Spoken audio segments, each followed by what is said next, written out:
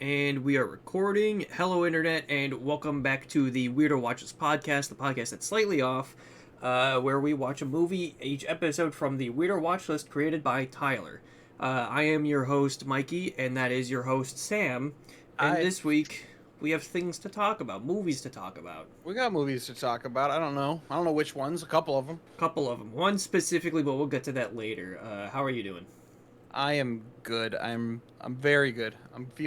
I took a very long nap today, an accidental 4-hour, so I'm feeling very good.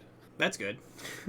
How are you, my friend? I am doing good. I've just been cramming movies as much as possible. My Letterboxd diary is, I think, as full as it's ever been for a single month. I think the other day when I counted, I was up to 40, and I think I'm at like 45, 46 now. Damn. Yeah. I'm gonna go find you on here. Just for funsies. God, you're so popular on Letterboxd. People just need your content. You just need to fill them. Dude, I watched a movie right before we started recording. I finished it like 20 minutes before we texted each other that we wanted to start. I did too, and if it's the same movie, that'd be crazy. That'd be nuts. Was it Bottoms again? No, it wasn't Bottoms again. Damn, okay, well, that's what I watched again. So. I watched Deadstream, which we can talk about both of those before we get into tonight's specific feature. You watched Deadstream? Yeah, it's a... Well, tell me about it right now, because I have no idea what that is. My parents recommended it to me, and they always recommend me, like, the worst type of fucking movies. They love scrolling through Shudder or Amazon Prime and just going to, like, the back of the recommended, where they watch shit like Zombievers or Llamageddon. Yeah. And Yoga Hosers by Kevin Smith. They told me to watch that, and I said, like, okay, I'll check it out, knowing that it's, like, one of the worst pieces of shit ever. Yeah, I haven't seen it. I haven't seen it either, Kevin but Smith, though. It's supposed to be, like, one of his fucking worst, by a long shot. Bummer. Which is why I've been avoiding it, but I'll get to it eventually when I watch his other movies. You know, maybe it's on this list. Maybe it'll show up naturally on this podcast. I don't think it is. I don't think it is either. But still, could happen. But still, yeah, Deadstream. They told me to watch that like a few months ago. So I was like, I checked it, I looked at it, and it was like it sounded interesting enough. It's basically Evil Dead, but instead of Bruce Campbell, it's some, like annoying ass YouTuber or live streamer type. Like kind of like a David Dobrik or a Jake Paul type. And he gets fucking haunted up in a haunted house for views, and it was getting some pretty solid reviews on Letterboxd. It was like 3.3, which is pretty average. Sounds pretty average. Oh, I see you right here. Yeah, I found your thing. I'm not gonna read it. I'm not gonna spoil it on the podcast. Go follow Mikey Cybart. Yeah, it's right there. It's right there in the fucking video layout. Visual listeners. Audio listeners, go fuck yourself. You can't find it. Anyway, so the movie. Yeah, the movie. That sounds fire. It sounds like a great concept. Yeah, the first, 20 minutes before the dude gets to the haunted house and before, haunting things start happening, borderline insufferable, because the guy playing the YouTube streamer is doing too good of a job playing that asshole fucking insufferable influencer. Yeah. It's so goddamn annoying. I hated it. It's a real turnoff, but you have to stick through it to get to when, the haunted ghost stuff starts happening. And then you're enjoy yourself because he's getting haunted. Yeah, so it makes you hate him for 20 minutes so he can get his comeuppance and you can enjoy it. He gets his comeuppance. He's washed up. He's got a lot of controversies. He got canceled. And then that's how the movie starts, is him doing an apology video, but throwing up all the articles that he got yelled at for. And then be like, I'm back to YouTube. I'm gonna do a haunted house because I'm a baby man. Then this will get me views. I love this concept. It was, you liked the movie? I did like the movie. I liked it a lot by the end of it. Yeah. Because it has a lot of, Evil Dead influences on it, especially with, the ghouls that show up and a lot of, the comedy that is played around how gross it kind of is, too.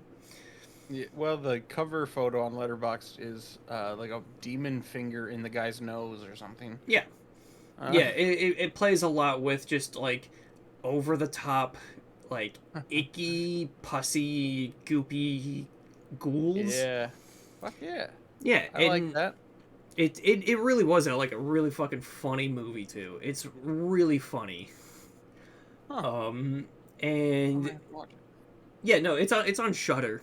I was gonna say this looks like a Shutter original cover if I've ever seen one. Yeah, no, it is totally is. Dead Stream. It's just Yeah, like I didn't make one the person at Shutter makes all of the posters for I their. I didn't swear to I God. didn't make the connection, but it's a play on the word live stream. Live stream, dead stream, get it? I didn't figure that out until like I started the movie. I can see. Yeah, okay. But yeah, no, I watched this for the scavenger hunt I talked about last time. I think today's Yeah, what's that one called? it's just called the scavenger hunt. Hmm. But Oh, that's good name. Good name. yeah. But I've got it linked. I've got the scavenger hunt right now pinned on my Letterboxd profile. It won't be there for long. I'll replace it with another list at the start of next month. Okay. But yeah, you can find all the other scavenger hunt lists if you look on Letterboxd. If you search it up, it's each month a different user makes the list, so it's all spread across. You have to like really like determine on if you're on the right scavenger hunt group or not. Here's a little fun, interesting thing I didn't know. They changed the desktop version of Letterboxd, and it looks great. Did they? Yeah, it looks great. I mean, at least the profile. I'm looking at your profile right now, and it's a really nice little layout here. Favorite films, recent activity, stats for 2023. I can like change the year of stats. Oh, that's because I'm a patron. Yeah, that's a patron exclusive thing. Oh, is it? That makes sense. Yeah. Damn, So okay. if you shill Letterboxd, I think like $50 a year, you get to change posters and you get personalized stats. Change posters. Interesting. Yeah, and then everyone can see the posters you've changed, and then you don't get to do it.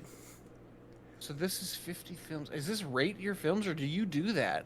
Did you rate all these? Like it says Oppenheimer 1, Past Lives 2, Yeah, Skinamarink 3? yeah. Really? Dude, I fucking loved Skinnamarink. I Really? I cannot gotta stop. watch it then. Yeah, no, you might hate it. A lot of people fucking hated it because it's. A lot of people think it's boring as shit. Yeah, I've But- heard about the concept of like just kind of the camera just sitting in one spot. I told you about it. And I think that was episode 1 we talked about that. Yeah, I think you're right. Yeah. Yeah. You know, a little segue here into actually something I watched a couple days ago that is number 15 of your 2023 list, Infinity Pool. I got so excited when I saw you watch that. Oh my god. It's so good. It's so fucking good. I loved it. I really wish I would have seen it in theaters, but man, like I don't know which version I watched. I can't tell if it was like the way it was intended or like the rated R cut that the theaters got, but I saw nipples getting sucked off of bodies, so I don't know. That was the theatrical cut. No, that was wild seeing that. That was apparently the festival cut that was being shown around like earlier, like Alexander Skarsgård like hung a wiener. You actually saw his penis full Really? frontal. Yeah, so I was upset when I learned that. yeah, there was it was a very sexual film, huh? Yeah, no, it was wild. I loved it. I loved it too. And like for a movie that's doing things just for the sake of like being gross and nasty, like nipples getting sucked off, like it felt like it was for a reason at the very least. Like it didn't feel unnecessary. All the unnecessary garbage that was in there was for a purpose, I guess. And I loved it. Yeah, I could watch And that gross nasty shit for that's not even like the main hours. point of the movie. I just remember the main point is like at this point I feel like if anybody has seen Infinity Pool that really wants it, I mean we can say we recommend it, you know. Yep. It's a pretty fucked up movie. I mean it's Brandon Cronenberg, David Cronenberg's son directed it. I wasn't a fan of his first movie, or his last movie I should say, Possessor. Oh. Yeah, it was weird. I wasn't I think I wasn't a well. big fan of it. I that one didn't gel with me too well, but this one fucking rocked, I think. You know, I actually thought that because I was looking at IMDb and I was like, oh, he did Possessor. Watched that like 2 years ago. And also, I didn't love it. But I think, honestly, I bet I would enjoy it more now that I've seen Infinity Pool. For some reason, I feel like just going back and knowing his style a little bit more, I bet Possessor would be a lot better. Yeah, I feel like I'd be in the same boat just because like I know what to expect going into it now. I can feel like I can actually like take it in. Right. So maybe that's a rewatch. Yeah, I was expecting a lot like freakier looking shit given its Cronenberg name attached to it. I mean, it's his son. His like David Cronenberg did nowhere near any producing credits. Like he does not touch his son's movies whatsoever. Yeah. Man, this I mean, Infinity Pool was gruesome. Had some really good like body horror stuff. The scene where he's punching the face to just smithereens, and it's just the fist going into the face until it's just mushy. Was just beautiful. Just so fun. Yeah. Like, there's the whole like cloning bit too. They do. Yeah. As punishment for their crimes in the like the country they're visiting on vacation, like you murdered this man, so we're gonna clone you and then kill the clones. I was like, this is gonna go somewhere fucked up, isn't it? And it really fucking did. Yeah. Yeah, I love the parallel of like not knowing which one is dying. You know. Yeah. Are you dying? Yeah. It's a little bit of ambiguity, and then there's a lot of undertones to like, just like, you know, like rich people not taking accountability the way they should. You know, still being able to get off scot free. Right. Like their public image gets slandered, but they don't give a shit because they're still rich and sexy. You know. Mia Goth. Goddamn. Yeah. Was it what was she doing the whole time? Like, James. Yeah, just screaming James's name in fun ways for quite a run part of the runtime. Quite through the back half of the movie there. Yeah. Oh man, I loved it. Her performance in anything is just so raw and good and weird. Oh, yeah, she's fantastic. Oh man, I can't wait till she's in more stuff. But like, I don't know what else can she play? Probably anything.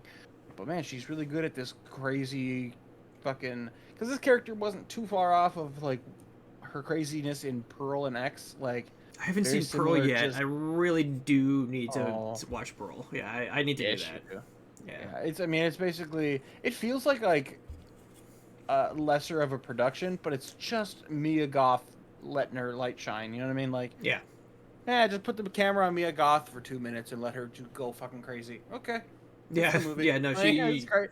Honestly, she's fucking incredible. Like, yeah, it's pretty insane. Like, she really just like blew up like really quickly out of nowhere after X. I mean, she's been acting for like a while. She was in Gore Verbinski's Cure for Wellness back in like 2017. There he is again. I brought him back. Tied him back in. He was gone for a few episodes, but Gore's back, baby. She was in a movie of his? Yeah, with the one with Dane DeHaan from like 2017, I think. Oh, I don't think I saw it. That one's also weird. Yeah, no, that one's also kind of like Infinity Pool too, but not as nipple sucky. There's still nipples in it, but I do recommend that one. That one's a kind of a fucking wild ride too. It's on the longer side. It definitely feels its length. But that's one of Dane DeHaan's, I think, better movies. Because it really benefits from him just looking like Dane DeHaan.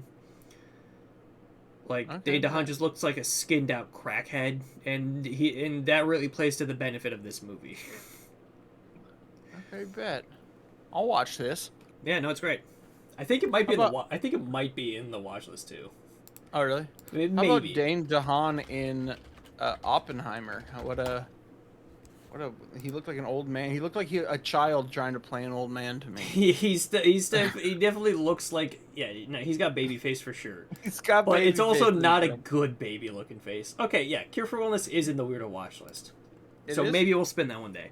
Okay, bet. But I mean, I still like Dane DeHaan in Oppenheimer. I thought he was great for the little screen time he got. I think it works that he's like also like borderline a conniving little shit.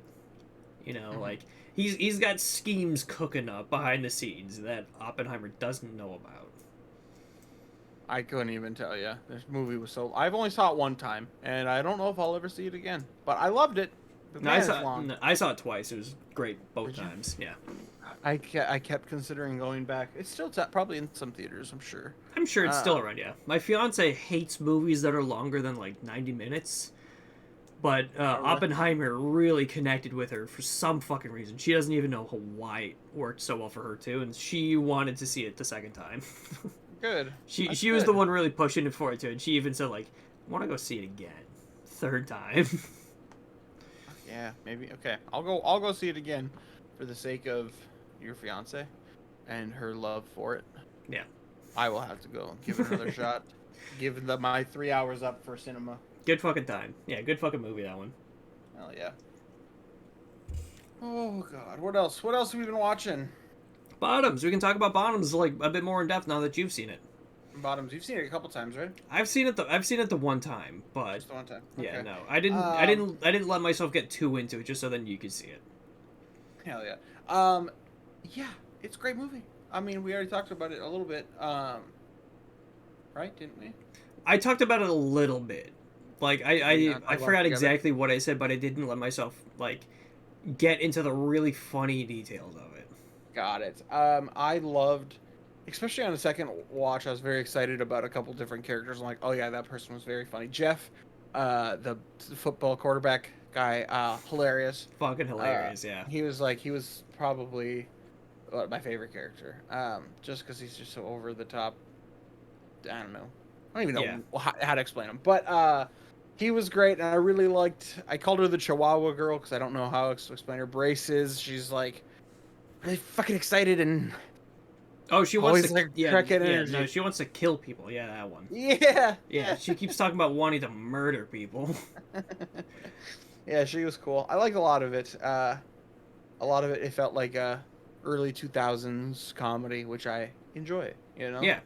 I thought it have to make sense that people aren't gonna step up for this girl that's getting beat up by a jock at the pep rally. That was insane. Yeah, no, and I'm just like, this movie doesn't have to be like, obviously this wouldn't happen. They don't have like, friend of the podcast, Vince. That was a big complaint he had. It was like, this scene doesn't need to play out the way it does. It's too brutal for it to be like this. Yeah, it felt off. I mean, you have that in your back of your mind, like, why is this? How could this happen? Yeah, kind of breaks the immersion a little. Yeah, the vibes are definitely way the fuck off. Like, thematically, this is supposed to be like the oh shit we fucked up moment, but they really keep it going, and it's like, it doesn't help that the movie's also like hyper realistic with its violence. So when it gets to this moment, it just feels kind of fucking awful to watch. Yeah, I think that's a big issue I have with the movie. Other than that, there's a lot that I still do love about it. Oh, so many great scenes. I loved, just little dialogue things or little callback jokes. How the juvie thing started as just like such a minor, small joke at the beginning. That was just like I misunderstand you, juvie. Yeah, juvie. Really, juvie? And it just like snowballed into this thing. Yeah. I love that. In juvie. God, so much. I love them. The main two girls really play off each other well. Their chemistry and their improv was great. I did love the head coach too, who volunteered, because he plays my favorite type of misogynist, where it's just over the top and so fucking funny. Yeah, it's just like after they get called out for being awful, like the head coach is like, you know what? Now I hate women, and that's. Like, I can't believe I ever supported any woman. The one line that made me laugh like pretty hard this time was when they were asking him to be the leader of the club because they need it. They need to be sanctioned by the school or whatever. And then he's just like, why don't you just go ask like any of the women teachers? And then they're like, because they suck. And he's like, yeah, I suppose that's right. Yeah. Women. Yeah. Women. Like, I'm not going to ask a woman to do this. He's like, you got a good fucking point there, buddy. I thought that was very fucking funny. Just little jabs. The little jabs at women from that guy. At women. Yeah. There is another, this kind of ties back into like the horrific assault scene that we mentioned. In the background for everything like before that, in the background of the classroom, you just see one football player just in a cage, and they never fucking actually address it for most of the movie. And it was so fucking funny because you see him in the cage and he's like doing pull-ups on the bars, and nobody says a thing about it. It's established that the football players are just some other fucking thing going on, right? They're on their own thinking level. They get their own special treatment, and then one of them is just in a cage in the corner, out of focus. And we're supposed to just not notice him or act like that's normal. He's the bear in the cage from Midsummer. Yeah, that was just Bear. It was just absurd. Unfortunate that they saved the reveal for the gymnasium assault scene, because I feel like it would have been so much funnier if they never addressed it, if they never showed him outside of the cage, if he's still in there. Maybe wheel him out onto the football field and then open the door for the football game. Yeah, have him go attack the other team. I love that the other team just like walks up like to the group of girls on the football team. They're like, "We're ready to fight." It's just like, that's not how any human would act. It's just like, we're gonna fight these girls that are trying to stop us from spraying pineapple juice. Yeah. And then some blood happens. You know, it happens. Yeah. It happens for the best of them. Yeah, good ass movie. Really fucking funny movie. A lot of the online discourse about it seems to be that just people hate it, that it's over, like they think that it's just too popular and too overrated, which, to be fair, the movie is like one of the highest rated movies on Letterboxd. It's like among the top 250 somewhere. I think I gave it like 4 stars. I think I gave it 4 too, but there's a lot of people giving it like 5. It's sitting, oh no, it's off the 250 list. Okay. For a couple of weeks, it was up in the like Letterboxd 250. I think it showed up like 60s, I think, which is like really fucking high. I mean, I certainly like it, but I mean, it's a simple ass movie. It's really just pretty simple fun. movie. Yeah, it's just a funny movie. I do like Booksmart more. You know what? That's just me. I like this one more than Booksmart. I think I'd have to rewatch Booksmart. Maybe I just wasn't ready for women back when that one came out. I was a hater back then, but now I've changed. Yeah. I've seen Portrait of a Lady on Fire, Woman on Fire, whatever it is. I still need to see that one. You still hate women then? If you haven't watched that lesbian flick, god damn, it was a good one. I'm not allowed to say that I like women until I watch it. Yeah. God damn, I'm gonna go watch Rambo. Big men, dude. I love big men. Speaking of big men, I watched Barbie in IMAX. Oh yeah, that premiered at IMAX over the weekend. Yeah, that got an IMAX run for the week. Sick. Still a fucking great movie. I loved it more the second time, and with the benefit of IMAX, I got to see, really take in all the practical sets and really take in all the Kens. I bet that Ken scene was great. Oh my god, yeah, no, that was fantastic. Yeah, choreographed dance. Oh, yeah, no, definitely bumped that up, way up on my list this year. Yeah, no, I really liked it better the second time too. I don't know, I think maybe I thought there was going to be more of like a deeper story in this because Greta Gerwig was doing it, but really it's just a really simple ass story, and it's a really good ass story. Yeah, and I think the second time just really sunk that in for me. It was just so much better. It tells exactly what it needs to tell about, like, be who you want to be, Barbie girl. Find your purpose. Yes. Yeah, self-discovery, finding your own self-worth, and it does exactly what it needs. And then it does the same thing for Ken when he's like, discovers that he doesn't have to be Ken in service of Barbie. He can just be Ken. He is Kenuff. He's Kenuff. It's beautiful. Yeah. Ryan Gosling rocks. He's so fucking good. He's so handsome too. He's so hot, dude. Good for him. He's shredded. I could grate cheese on his pecs. I don't know why you would, but you probably could. Probably could break up some cheese, I suppose. Sir, can I break up some cheese on your body? Yes, please. You may. Oh, please. Feel free. Why do you think I fucking work out 8 times a day? Look how shredded I am. I am a Ken doll, living Ken doll. There is breaking news I did want to mention too, instead of gushing about Barbie again. Yes. The fucking writer's strike ended today.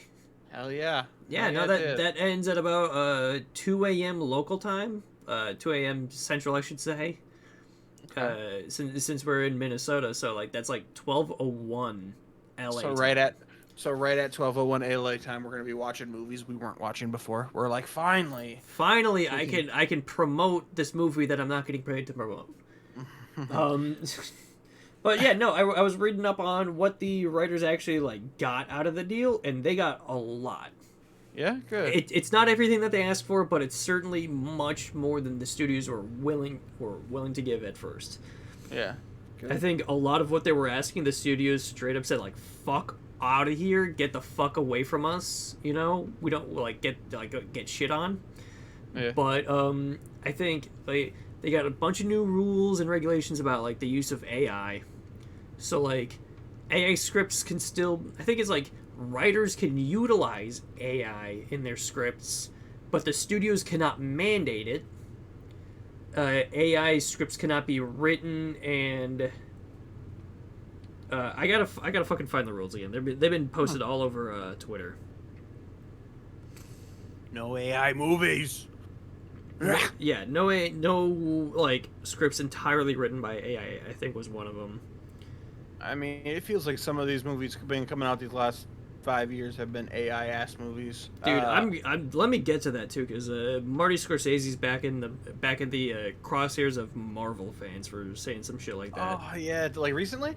Like the past few days, yeah. Oh great. Today and yesterday. I love when he does that. I love when he does that. Yeah, I mean, I could get into it. The writers got their deals. They got, you know, the writing room requirements they wanted, the AI deals for the most part what they wanted. They're getting streaming residuals, which is a huge fucking deal too. They get to actually see what numbers the streamers actually get, which was a big thing. So that's exciting.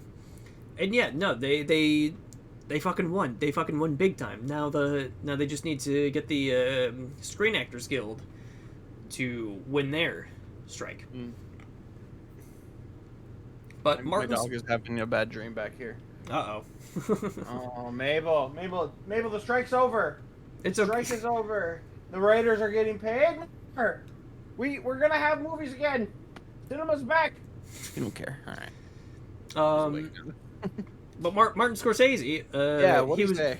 He said that that cinema needs to be saved because Marvel movies like are starting to feel like AI, and that set a lot of the fanboys off. Let me tell you. And let me tell you, Martin Scorsese is kind of right. I mean, I think he's right. Yeah, I mean, maybe not just Marvel movies. Maybe as like an umbrella term for generic blockbuster. I would say Marvel, you know. Yeah. But like, do you remember the movie Bloodshot that came out right before the pandemic with Vin Diesel? Honestly, I really shouldn't remember it, but I do remember it. I never saw it. It's not very memorable. It was like the last movie I saw before the shutdown, so that's why I remember it. But my God, that movie felt like an AI movie. I just like that Gemini Man with Will Smith, that one that everybody forgot about. I never forgot about Gemini Man. Did you see it? I did see it. Yeah, I saw it in IMAX. They did that one in like a weird like shutter or. It was like high frame rate, 8K, yeah, and it 3D. Looked awful. Ugh.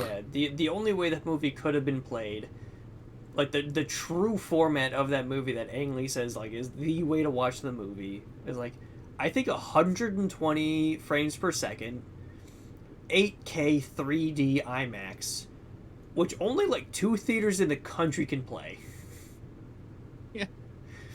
And and the IMAX theater in my area can only do like 60 FPS, and they didn't even do that. They just played regular IMAX. I saw it on a regular ass screen, and it was just bad and boring. AI ass film. And there's just so many of them. There's so many examples. I mean, I would say even like the Venom movies, both of them feel like AI films. If I had to say what an AI film would be, that would be a couple of them. And soulless. I don't know. It feels gross. It feels like what? It feels like a human didn't make it. Yeah, like shit like Shazam 2, Ant-Man 3. Yeah. I'm just gonna keep naming superhero movies at this point. Just any from the last like few years. Incredibles. That's not what it's called. Incredibles 2. Incredibles 2, kind of.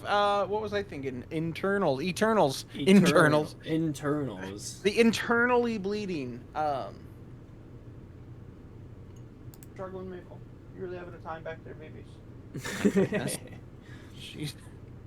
She watched part of our movie Boardinghouse that we'll be talking about later, and she hasn't been the same since. So, you know. Oof. Whoa. Anyway, fuck. Anyway, yeah, Scorsese's right. I mean, it really is a miracle that Barbenheimer did as well as it fucking did. Both those movies making damn near $1 billion each.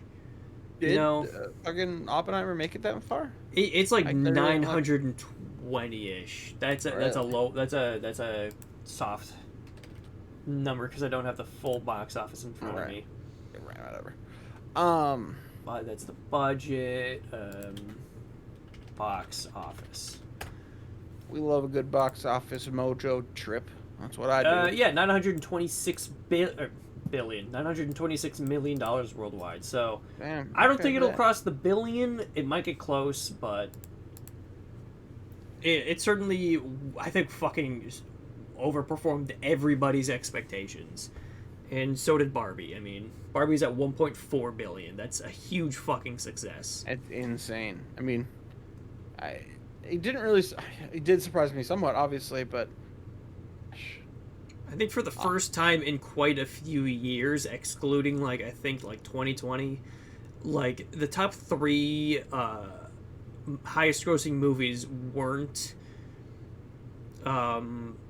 franchise movies, weren't comic book movies, right? Yeah.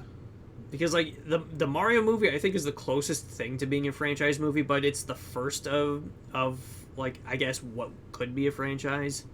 Right. It's not even a movie franchise. It's a different franchise, but yeah, I suppose it is a franchise. It's a movie that it came out. It's a movie about a franchise. How about that? Movie about a franchise that's wants to start its own. I'm looking at box office right now. The Nun 2 is actually killing it, huh? I mean, those again. We talked about this fucking when we talked about. We did. Those movies cost $2 to make, and they make so much money. People need to stop going. People gotta stop going to these. they really do need to stop going. So Martin Scorsese is he knows he's only got 2 movies left in him, if that. He's an old fucking man. And what I tell myself and complain about to myself every fucking time people decide to hate him is that he's a 90-year-old Italian man. Why the fuck would he ever care about a Marvel movie? Right? Why would he give a shit about an MCU movie when he has experienced 3 lifetimes of cinema, Yeah. That dude's probably seen every fucking movie on the planet except for the MCU and whatever DC puts out. There's a weird thing where people are trying to have a gotcha moment where he name dropped Christopher Nolan, saying that it's a good thing Christopher Nolan released Oppenheimer, to help save cinema, from the superhero movies. And then people were saying you fucking idiot, he directed the Batman movies, gotcha. And then he was and then everyone's yeah, but those movies had integrity and art, and auteurism behind them, especially The Dark Knight, and that Nolan continued that auteurism past that, and has vowed to never make a fucking comic book movie ever again. Yeah, I mean, it's not like he's out here saying every fucking superhero movie ever has been bad, Yeah, no, there's a clip of him saying that he loved Sam Raimi's Spider-Man. That's a huge win, right? That's a good fucking movie. And he's really not even... I feel like he's probably never fully out said, I hate every Marvel movie that comes out right now, but to generalize it, he doesn't like how the MCU movies are, how the generic formula of them work. Yeah, it's get him because he got likes one of them, who knows, He might like Shang-Chi. Maybe he likes that one. I doubt he would. I doubt he would. I don't know. It's pretty good. I don't know. It's a pretty good one. But give it a chance. Yeah, again, he's just a sweet old Italian guy. Sweet old Italian man, loves making the movies, loves the movies, and he sees the only movies that people go see are, The Flash and Ant-Man 2. Of course he's going to be a little upset that this is what people are seeing, and he's going to get excited when people go see, a 3-hour procedural courtroom drama set in World War II about fucking scientists. Yeah, not kidding. So we stand by Martin. We stand by Marty. He's a great guy. I've never met him, but Wolf of Wall Street, that's a good fucking movie right there. That is a great fucking movie. After Hours, that's a good fucking movie right there too. Never even seen it, but it's probably great. It's a really fucking funny movie too. Yeah. I haven't seen any other Marty movie. Shame on me for that. I haven't seen Goodfellas.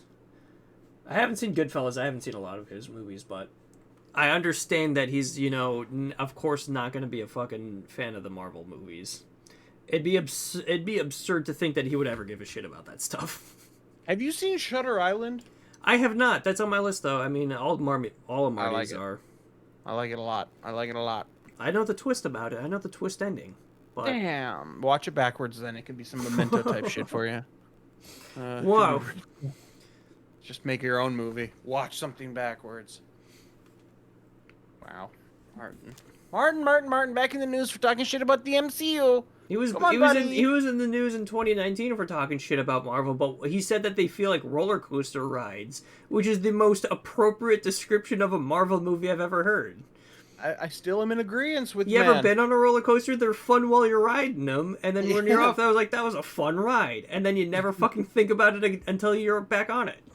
Oh, I do love roller coaster rides. They're so much fun. I was in Colorado last week, and there's this amusement park up like on this mountain edge or whatever, and it looks so cool. I just want to be on a roller coaster on a mountaintop.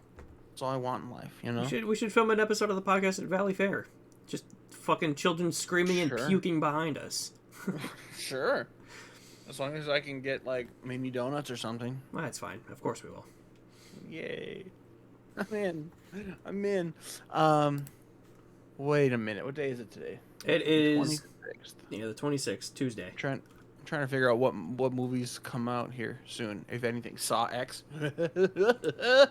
Nope. The Creator comes out. Creator's coming out this weekend. I'm pumped about that. I'm also excited about Saw. Not gonna lie. Really? Yeah. No. I love John Kramer as a character. I've loved following him around. The later Saw movies. I still need to see Saw 7 and Jigsaw. Those are the only two Saw movies I'm missing. I don't know if you saw my review of Jigsaw on Letterboxd. Saw your review? Oh my god. This is the name of the movie. Oh, I get it. No, I watched the first 5 minutes of Jigsaw and I turned it off because it was the worst intro I've ever seen. I'm really excited. I thought it was like being a joke on how bad it was. So yeah, maybe try it. I'm excited because I know the Saw movies just get exceptionally trashier and trashier the longer they keep going. Yeah. And that's a true statement. I watched Saw 6 today. And that a lot of that movie really does not work. But there you got the fucking pound of flesh trap where they pin a large fat man against a small woman. And the game is like you have to give the most amount of flesh. Whoever gives the most flesh gets to leave. And so the fat dude just grabs a roll of fat and just starts chopping huge chunks of fat off and throws them in like it's nothing. And then the poor little woman unbuttons her shirt and sees she's got no flab to grab onto to cut off. So she has to default to cutting off her arm. It was insane. That's awesome. Yeah, I watched that at work today. Jesus Christ. Yeah, and then it's got that one specifically has the gnarliest and filthiest ending I've ever seen. It was nuts how that one ended. I might have to watch this. I don't know. I can't tell you which ones I've seen, but I can tell you most of them have been bad. They blend together real quickly after a while. Real nice. It's like, goddamn, will it blend? That is the question. Oh man.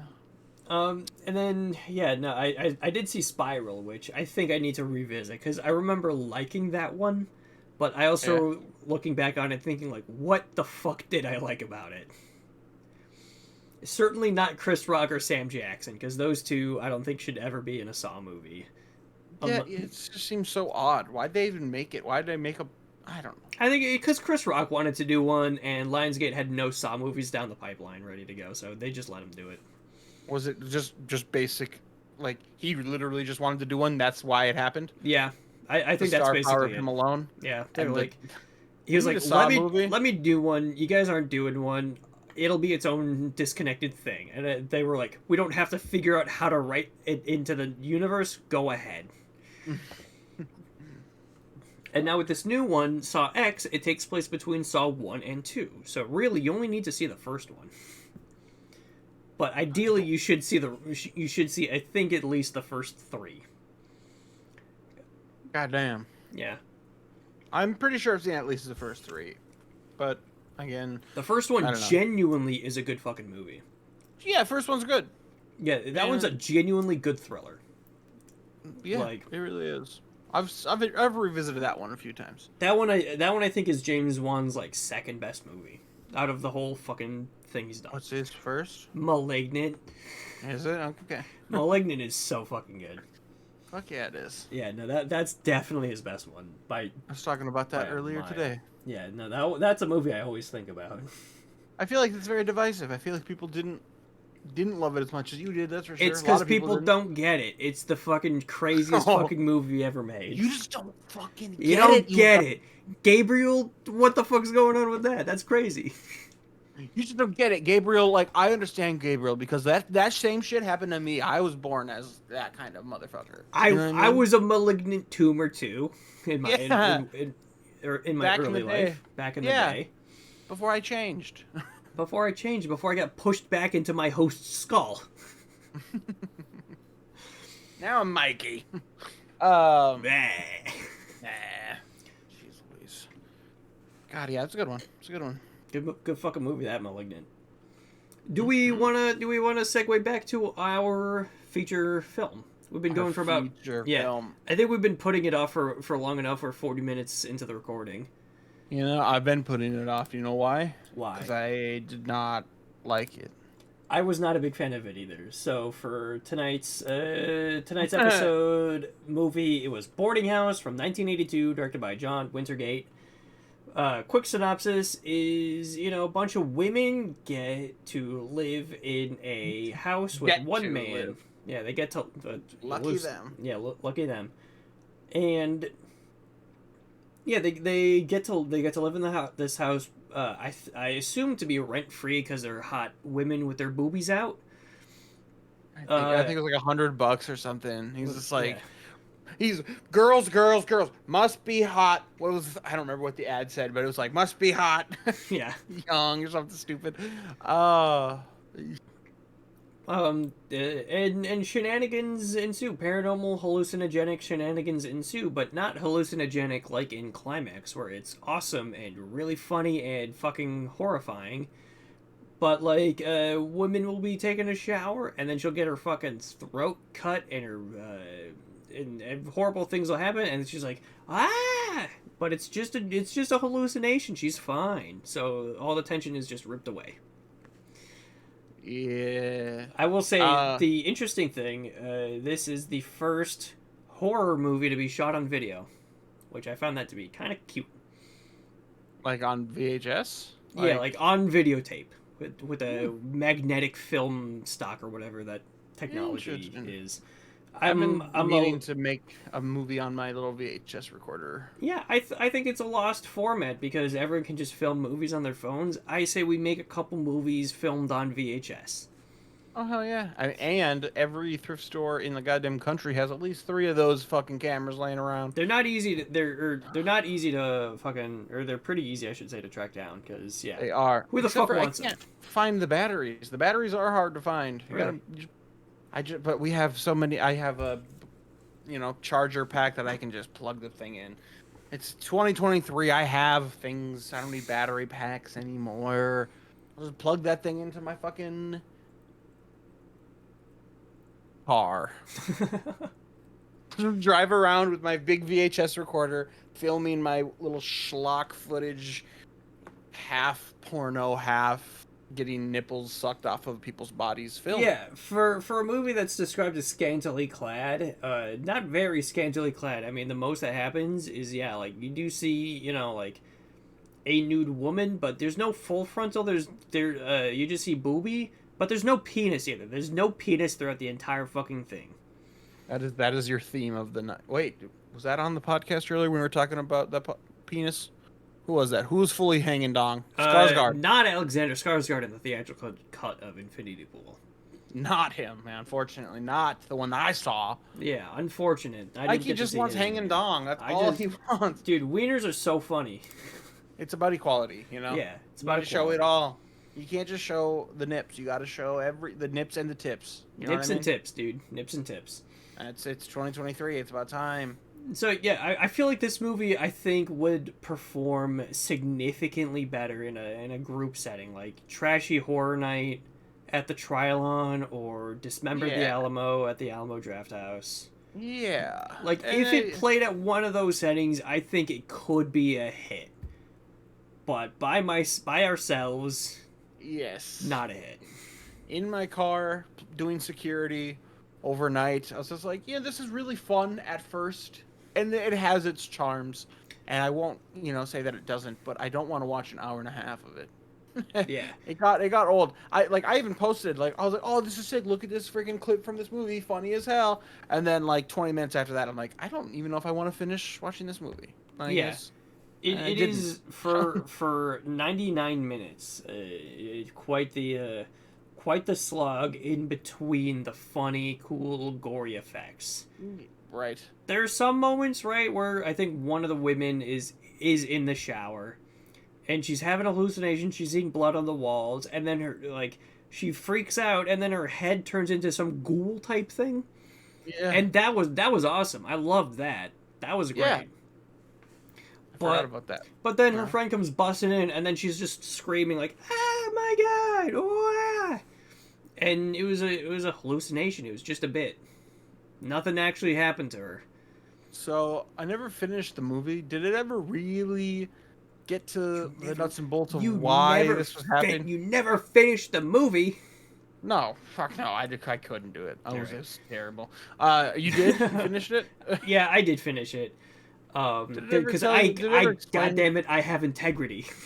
I have more integrity. No, you don't. You didn't finish it.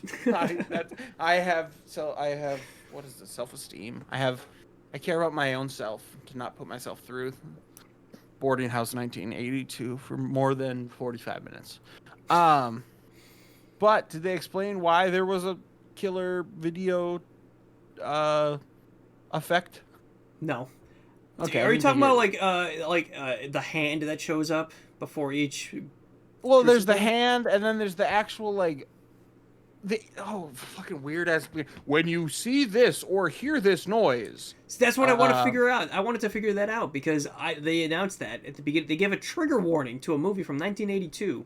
Well, yeah, because it's like that. The video effect is what's killing people, apparently. And I thought that was I didn't know if that was a trigger warning inserted by Agfa and Bleeding Skull, the people that did the recent restoration of the movie. I thought that's what that was, or interpreted that was, or was actually just part of the movie as some dude this is fucked up. I have to warn people about this.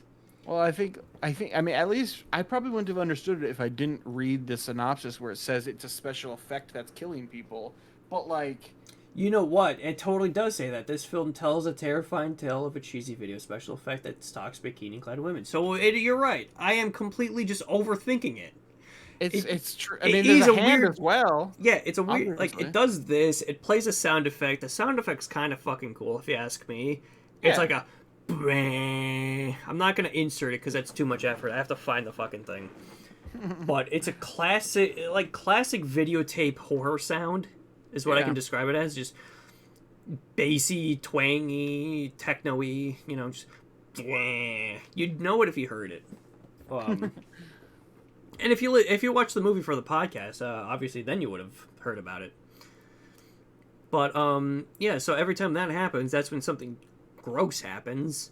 Yeah. And it really doesn't... I mean, they have a huge, blowout house party where there's people everywhere, but for the most part, what I remember is the hand doing a thing, and then some dude freaking out, holding and covering his face.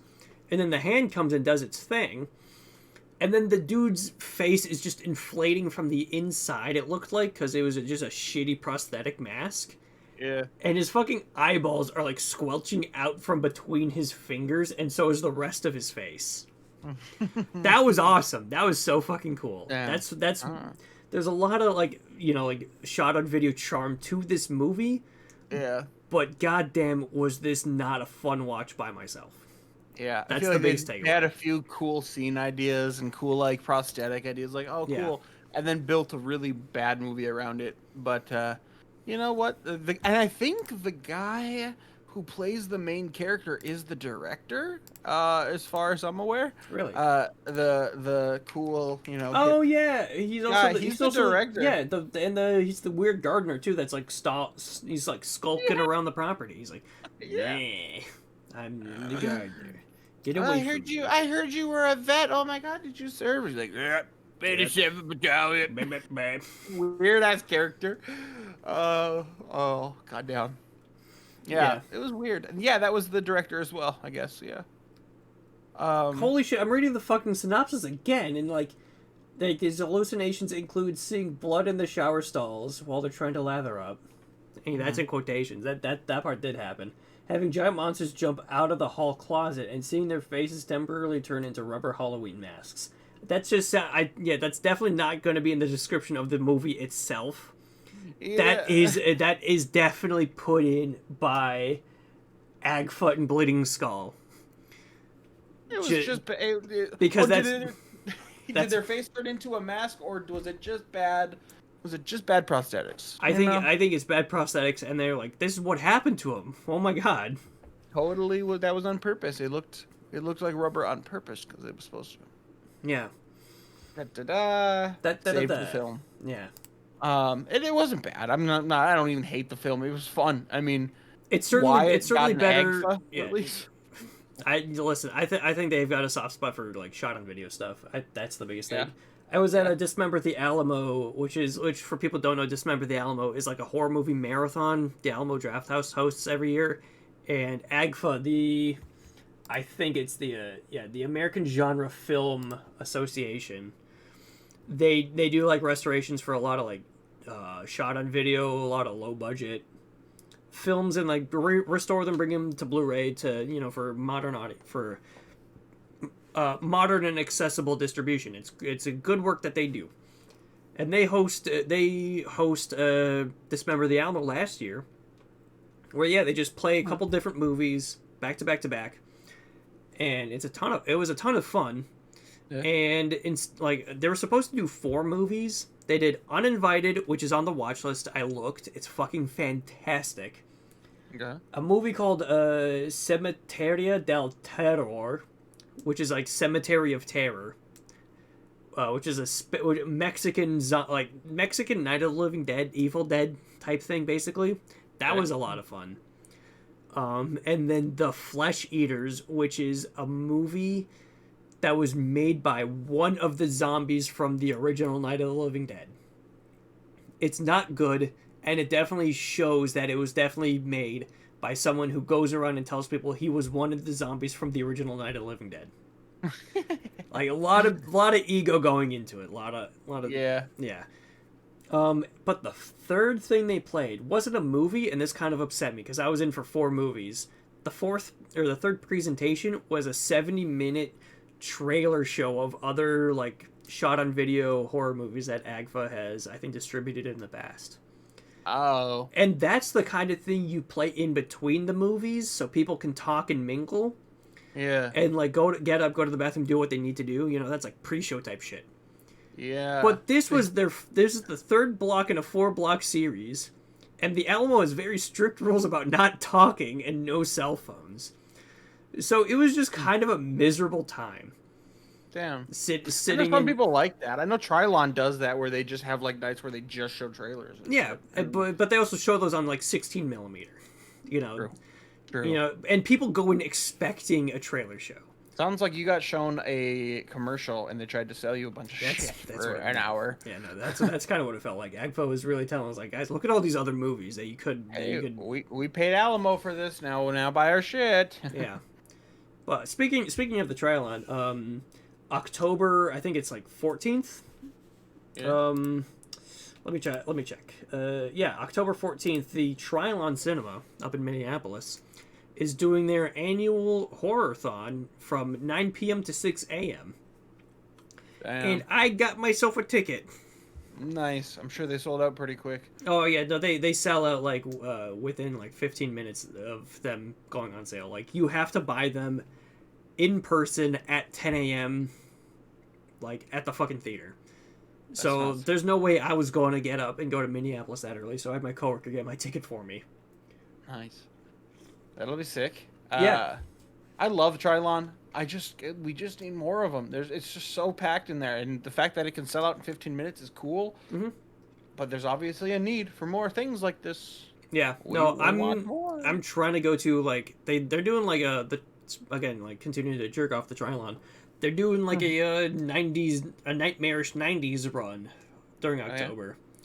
With like Scream 1 and 2, Cure, Silence of the Lambs, Bram Stoker's Dracula, Candyman, and The Blair Witch Project, and like a couple other loose ones I'm not naming. But I'm gonna go to all of them, all the ones that they're showing.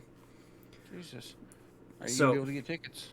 Some of them I will have to buy in advance. You're gonna have to go early and shit. That's the thing. I mean the horror-thon is the one where you have to show up in person to buy tickets. All these other showtimes, I can just buy them online, so that's a saving grace. I went to the Tape Freaks a couple months back, and I showed up like 2 minutes before showtime, which, of course, whatever, that's on me. But it was sold out. It was really. I mean, there was. They gave us a couple tickets, but there were maybe 2 seats separated from each other, but I didn't see the other one, so we left, and they gave us our money back, which is cool. But like. That's just for a mystery movie that they do monthly, you know, like. Oh yeah, no, the mystery movies they do, like those will sell out. And I went and saw. What did I see there? I saw, some weird French movie I saw there a few months back, and I showed up maybe 10 minutes before, and there was still a couple seats left. I had to sit in the very like corner of the front row, and I'm like, damn, like this is like a Tuesday night going to see some random French movie. I went and saw War of the Worlds with Tom Cruise. Yeah, they were showing that at the Trilon, yeah. And I thought the movie wasn't going to start until, like, oh, Christ. I think at, like, 7:45, 8 o'clock. Yeah. So I was at my parents' house, you know, like, in the South Metro, like, in the Burnsville area, by the Odyssey Theater. Yeah. And my friend who's going to the show texted me, like, you here yet? And I was like, oh, fuck, no, I'm not. The movie was starting at that point, or at least in, like, 5 minutes. Yeah. So I hauled my ass. I was doing like 90 going down the entire fucking highway. Yeah. Like, I booked it to Minneapolis as fast as I fucking could. Showed up about like 10, 15 minutes into the movie. And I was like, I can still get a ticket, right? And the dude gave me a ticket. It was not sold out. My only concern was like, am I going to be allowed to go in this late into the movie? Yeah. Yeah. Not at Alamo, you wouldn't. Not allowed. No, certainly not. Alamo has standards. Trilon, they're just there to show a good fucking movie. Hell yeah. War of the Worlds, that'll be up to each individual person. I liked it. Seeing it in theaters would be fun. In a small little theater, that'd be fun.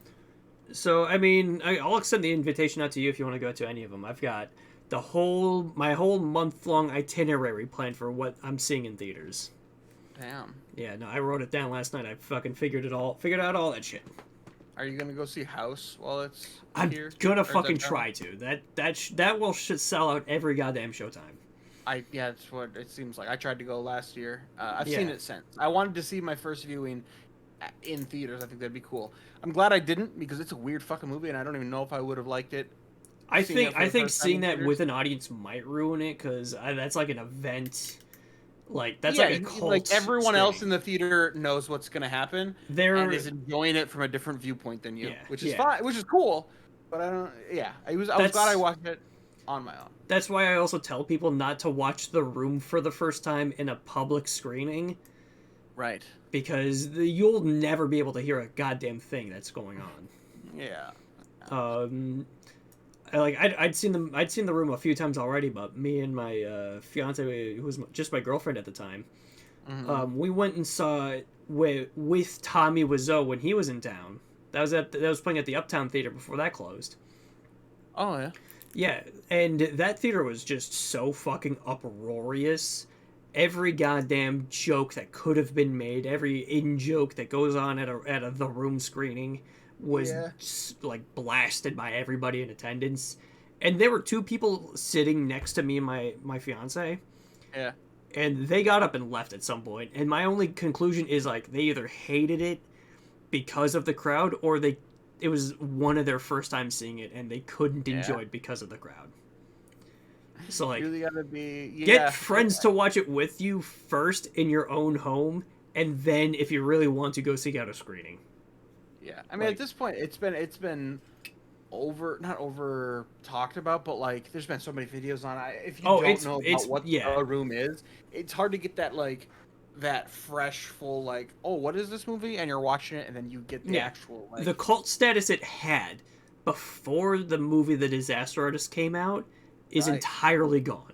I wouldn't consider it a cult movie anymore, just because of how overly exposed it got so quickly. Right, I think there's something to be said about, like, about that. Like, does it ruin the cult status of it? Because anybody going to see it now kind of knows what they're going into. When people before, let's just say before The Disaster Artist, before that big mainstream bubble of it being big, going into it, I knew it was going to be a bad movie. Somebody's like, hey, this is a shitty movie, let's watch it. I'm like, okay. But I didn't know it was going to be, like, funny shitty, like, I didn't know anything about it. And now going into it, you're not going to have that surprise, Yeah. I doubt. I mean, it's still an enjoyable movie to watch with friends, because it genuinely is a hilarious movie. It is. But again, it's more of like, you gotta get your friends with you to watch it. Really, and then if you really want to seek out the big group screening where everyone knows the jokes and then you want to participate throwing spoons at the screen, listen, let me tell you, I sat front row for The Room screening in Minneapolis. And the cascade of plastic spoons that went over that fucking balcony was biblical. It was nuts the shit that happened. That's funny. That's kind of fun. I kind of like that. I'd like Rocky Horror Picture Show quite a bit. I love that movie. And I like all the weird shit that I haven't seen it live. Oh, it's another culty one. Like, it's great. And if you see it live, there's people doing shit the entire time. Yeah, that's another audience heavy movie where, like, it is. You gotta like understand, like, the audience will not shut the fuck up. It's not gonna be a peaceful screening. Yeah, I mean, there's a shadow cast. I mean, there's people doing it, like, live in front of you while the movie's playing. It's not a normal experience. If you haven't seen Rocky Horror, but you've seen Perks of Being a Wallflower, that's what they do in real life. Yeah, there you go. Yeah, I forgot about that. That's a good movie. Good fucking movie. Well. Not on the watch list, so we won't get to talk about it unless we just force it in. Perks of Being a Wallflower is not on the Weirdo Watchlist. Damn, can't believe it. It should be. God damn, I wonder what. God, I'm excited to see what we're gonna get. To be honest with you, I hope it's better. I'm starting to get worried about this list because there's so many things. There's a lot of movies on here, and there should be like the same list, but with movies that are at least 3 stars or above. I don't know. That kind of takes the fun out of it because Cats is on the list, man, and I know that's a. I love Cats. Yeah, Serenity. That's a funny movie to talk about. Never seen it. It's a funny movie to talk about, man. If we land on it, we're talking about it. Oh, I can't wait. But to your point, The Snowman is on the list, and I watched that recently. That's not a good movie. You know what? That's okay. We can talk shit about movies, too. That's the beautiful thing. If they're going to put shit movies on there, I'll happily talk about them. Speaking of shit movies, you want to keep talking about Boardinghouse? I don't know how much there is left to say. We really did finish what we were talking about. I have got no other thoughts, My main thing is it would be better if it was in a crowd setting, again, Trylon, Alamo Drafthouse, something like that. We talked about this before ever even doing the first episode of this. Like, do we watch these things together? We said maybe sometimes. Maybe some of these would be better if we watched together. Yeah. Because forcing myself to watch this, was like... It was fun at first, but it got old quick, and it wouldn't have if there would have been people to joke around with it about, There is a neat, charm to it being shot on video, and the makeup effects and the blood effects are goofy, but again, that's part of the charm.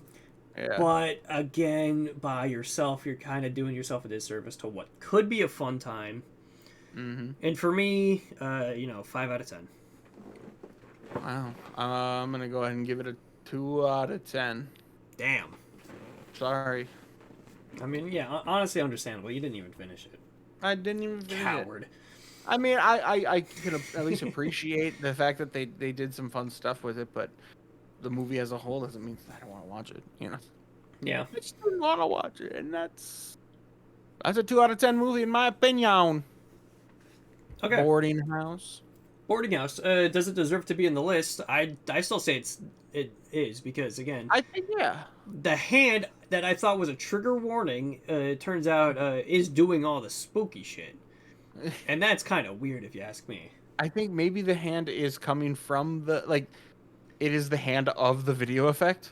Like the video effect has some sort of body as a hand that does things. I don't know. Because a couple of times too, the screen does just become a red blob that is just kind of doing stuff. Yep. What is it doing? Fuck if I know, but it's doing something. It's killing. It's killing it. Yeah, it was definitely weird, and it's good to be on the list for maybe some sort of significance in history, being the first shot on video horror movie. Yeah. Yeah, and having an AGFA release. I mean, there's got to be reasons that people like it and people want it to be seen. Yeah, cool. There's an audience for it. It just didn't hit for either of us. Yep, we just watched it the wrong way. Yeah. Which again, shame on us, but fuck it. We still talked about it. We did. Give it a shot. Go watch it with friends. Yeah, get a group together before you watch it. Shall we spin the wheel? Oh, we should fucking spin the wheel. We should get a new movie. New movie. Let's see if it's another repeat or if we get something cool. All right, spinning.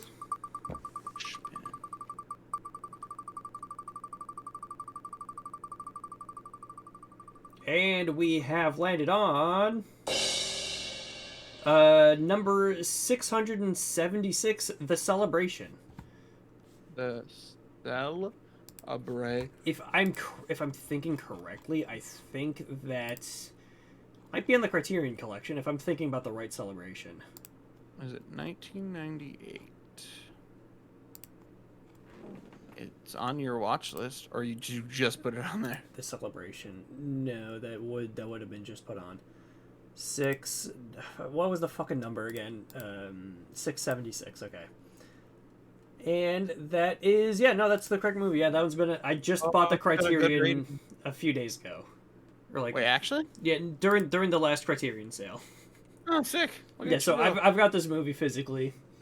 Thomas Vinterberg, though, that's a director I actually want to kind of go into.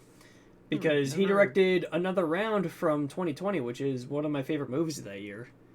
So this man does good movies, and this should be a good movie. So yeah. I'm excited to watch it.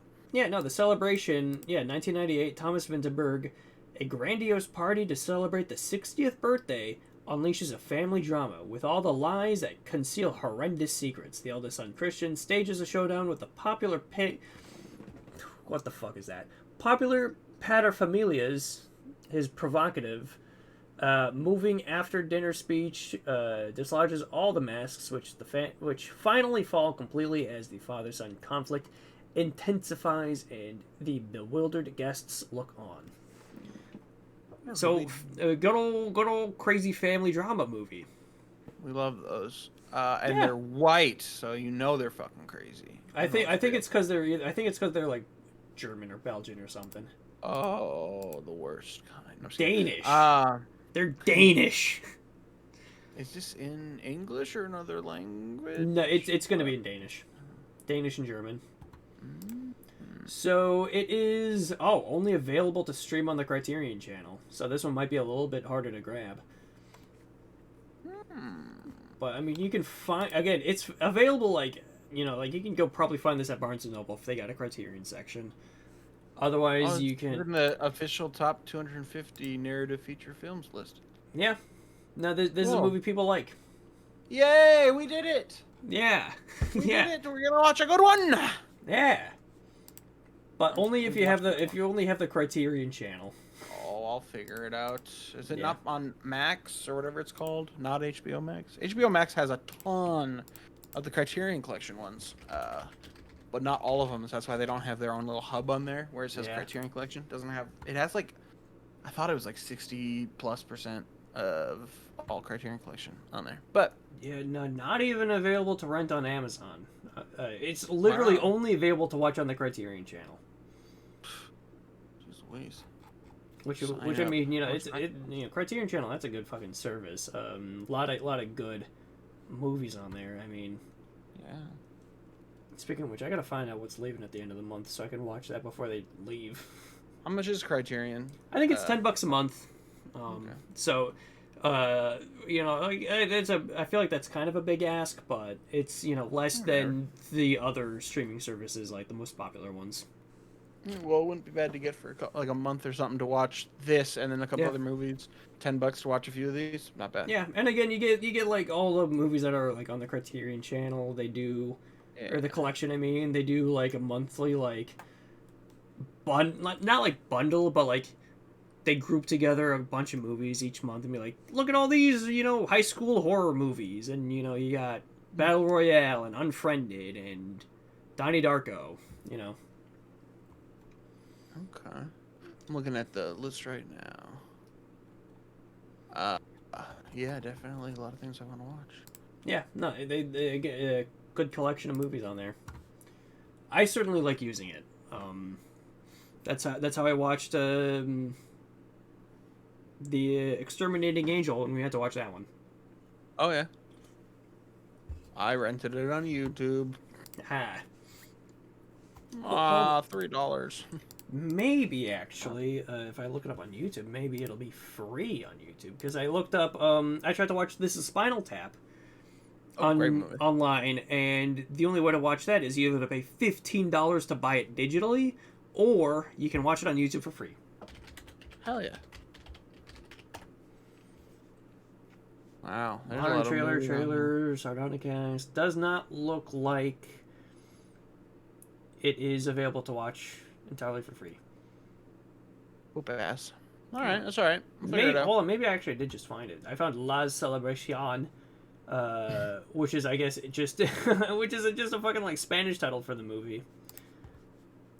Well, there we go. Oh, you know what? I totally did find the movie, but it's got Spanish subtitles, so that's gonna do nobody any favors. Yeah. So, but yeah. The Celebration, Thomas Vinterberg. No Mads Mikkelsen though, unfortunately. I know those two make movies together. Yeah, we'll be watching that for the next episode. Any final thoughts out of you before I stop the recording? Nope. I think I'm excited to watch this one actually. All right. He's made a few movies that I want to watch. He's made The Hunt, which is fantastic. Yeah. No, again, like pretty well-rounded director, this guy. I can't wait. So yeah, we'll be watching that. And I think the only thing I have to say is follow us on our social medias. He's Sam Fashion. I've got my full name there. We're both of that on Twitter and Letterboxd. And if you want to leave us any questions in the comments section, please do. That will help us pad out the runtime of these episodes, so we don't have to ramble as much. True. And we want to hear from the fans. I only want to hear from Vince. Friend of the show, Vince. Yeah. Love him. Hope he's listening. He's the one that I can count on. He's the #1 fan. All right. Goodbye, everybody. Bye, Vince.